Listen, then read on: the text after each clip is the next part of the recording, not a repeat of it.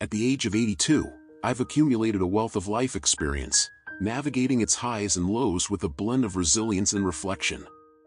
Yet, amid all the lessons I've gathered, there's one choice that lingers as a profound regret: my decision to move into a nursing home. Back when I made that call, it felt like the most sensible path forward. My loved ones rallied around the idea, painting a picture of a place where I'd be surrounded by attentive care and enveloped in comfort, a haven tailored to my needs as the years advanced. I trusted their assurances wholeheartedly. But once I crossed that threshold and settled into this new chapter, the reality unveiled itself as starkly different from the rosy vision I had been sold.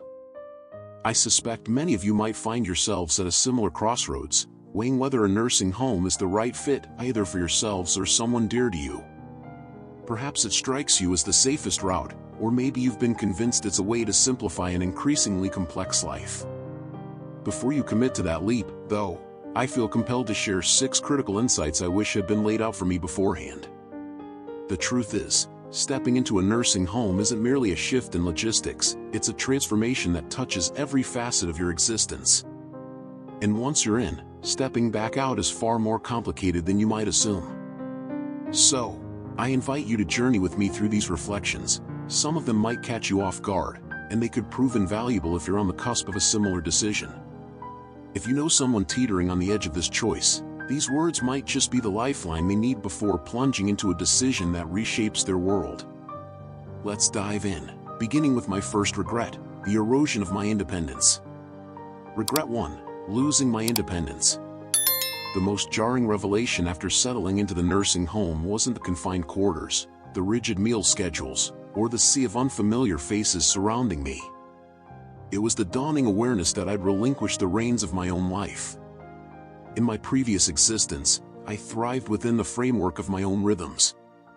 I dictated my mornings, whether I'd rise with the sun or linger in bed a little longer. I chose when to savor my meals and how to fill the hours of my day. A spontaneous stroll through the neighborhood, the simple joy of crafting a meal from scratch, or sinking into my well-worn armchair with a book in hand, these were the threads of a life I wove on my terms. But within the nursing home's walls, that autonomy dissolved. My days were no longer mine to shape. Instead, they unfurled according to a timetable crafted by others. Breakfast arrived at a designated hour, whether my stomach growled or not. Lights dimmed at a predetermined time, heedless of whether sleep beckoned. A walk outdoors? That required clearance, often tethered to someone else's availability to accompany me. What once were fundamental decisions, selecting my attire or choosing my next bite, morphed into privileges dangled just out of reach. I recall my first week vividly, waking in a bed that felt alien beneath me. I stretched, instinctively reaching for the novel I'd been immersed in back home, only to freeze as my gaze swept the room. This wasn't my sanctuary. Gone were my shelves of books, my cherished chair, the small treasures I'd amassed over decades. In their stead stood bare walls, a stiff mattress I hadn't picked, and an unshakable sense that I was no longer the architect of my own story. The deepest wound came with the realization that once independence slips away, reclaiming it is a Herculean task. You bend to the system because survival demands it, you stop challenging the dinner menu, you cease requesting impromptu outings. You mold yourself to their structure, but in doing so, pieces of who you are begin to erode. If a nursing home is on your horizon, pause and ponder: are you ready to surrender the quiet liberties that define your days? Because once they vanish, their absence carves a void deeper than you might ever anticipate.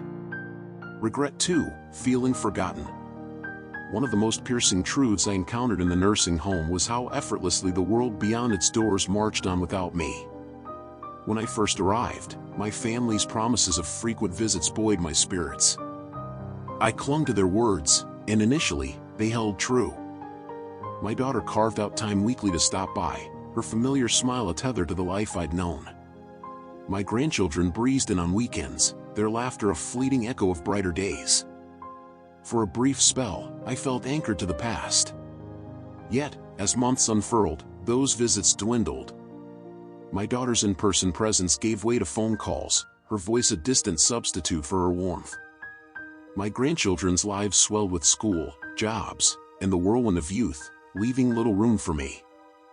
holidays stung the most, pledges of gatherings dissolved into last-minute cancellations, and I'd find myself in the common room, surrounded by others gazing at the entrance, each of us silently willing it to swing open with a familiar face. It wasn't that their love for me faded, life simply swept them into its current.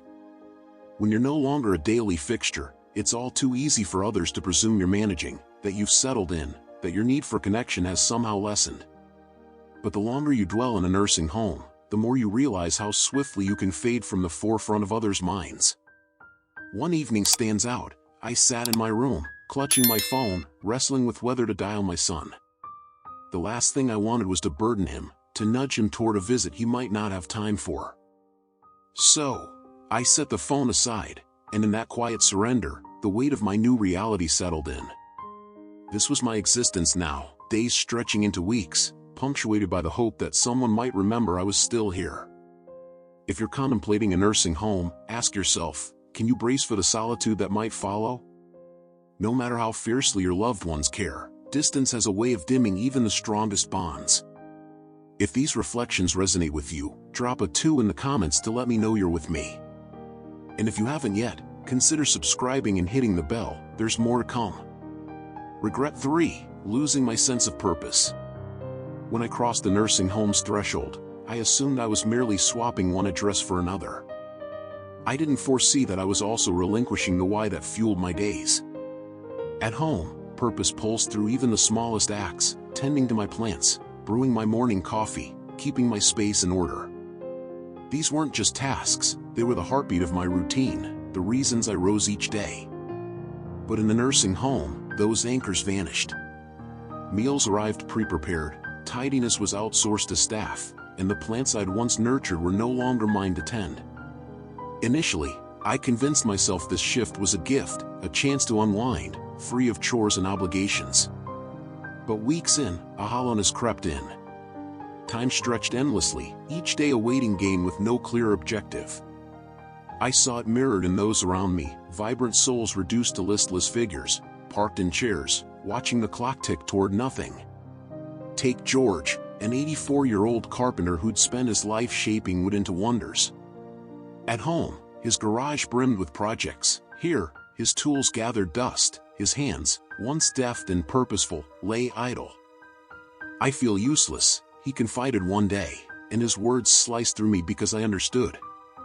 When the threads of responsibility and creation unravel, life's meaning frays alongside them. The mind dulls, the body weakens, and soon you're just another figure in a static landscape. If a nursing home beckons, reflect on what fuels your spirit. Purpose isn't a void you can fill with idle hours, it's a flame you must guard fiercely to stay alive. Regret 4, declining health faster than expected. Before the nursing home, I was holding my own for 82. No, I wasn't sprinting through parks, but I managed, cooking, walking, tending to my daily needs with a steady rhythm. Movement was my quiet ally, woven into grocery runs, morning stretches, and ambling through my home. But once I settled in, that rhythm faltered. Meals materialized without effort, assistance was a button away, and the need to stir myself dwindled. At first, it felt like a reprieve, until I noticed the toll. My legs stiffened, my stamina waned, and rising from a chair became a negotiation rather than a reflex. Strength I'd cultivated over years ebbed away at an alarming pace. I wasn't alone in this. Residents who'd arrived upright soon leaned on walkers, then wheelchairs, their independence fading with each concession to ease. Take Alice, 81 and spirited, who'd once circled the grounds daily. Months later, her walks tapered, then ceased, her vigor traded for a seat she couldn't easily leave. "I aged a decade in a blink," she mused, and I felt it too. In a place engineered for effortlessness, motion becomes optional until it's no longer an option at all. Had I known how swiftly my body would betray me, I'd have clung to every step, every stretch. If you're eyeing a nursing home, ask, will you push back against the ease when it threatens to unravel you? Slowing down is a slope steeper than it seems. Drop a 4 in the comments if this hits home, and subscribe if you're finding value here. Regret 5, the loss of privacy and dignity. privacy was a cornerstone I didn't fully appreciate until it crumbled. At home, my space was my fortress, doors I could shut, silence I could claim. In the nursing home, that sanctuary evaporated. Staff flowed in and out, checks were routine, and solitude was a rarity. Even intimate acts, dressing, bathing, often demanded assistance, stripping away a self-reliance I'd taken for granted. I knew they meant well, but yielding the hand's not my own chipped at my dignity. Simple freedoms, like showering when I chose or picking my meal, became negotiations or outright losses. Sharing a room only deepened the strain. Though my roommate was kind, others spoke of clashing with strangers whose habits disrupted their peace. No matter how I arranged my corner, it never felt mine. Dignity erodes when your voice shrinks to a whisper in your own life. Are you ready to trade that solitude and pride for a system that often sees you as a task? It's a cost steeper than I foresaw. Regret 6, realizing it's harder to leave than you think. I entered the nursing home with an escape hatch in mind, a trial run I could abandon if it didn't suit me. But leaving proved a mirage. My home stood vacant, its upkeep a distant burden my children began dismantling, selling pieces, floating rental ideas. When I broached returning, their doubts echoed, could I manage? Wasn't this safer? Meanwhile, my body, softened by months of inactivity, wavered under the weight of independence. The longer I stayed, the more the outside world receded, and for some, it vanished entirely, homes sold, savings drained. What felt reversible became a lock I couldn't pick. Are you prepared for that door to close behind you? The barriers outgrow the ones in. Comment 6 if this resonates, and subscribe to stay with me. At 82, I don't lament aging, it's the belief that a nursing home was my sole refuge that haunts me. I sought ease and safety, I lost far more. Not every nursing home is a misstep, some need its embrace, but weigh what you'll forfeit. If I could rewind, I'd fight for my home, seek aid that preserved my freedom, and question my necessity harder. Ask yourself, is this best, or just simplest? Hold tight to your life's pulse as long as you can. Share a takeaway below, what struck you, and how will it shape your path? Your voice fuels this space. Like, subscribe, and pass this on if it moved you. See you next time.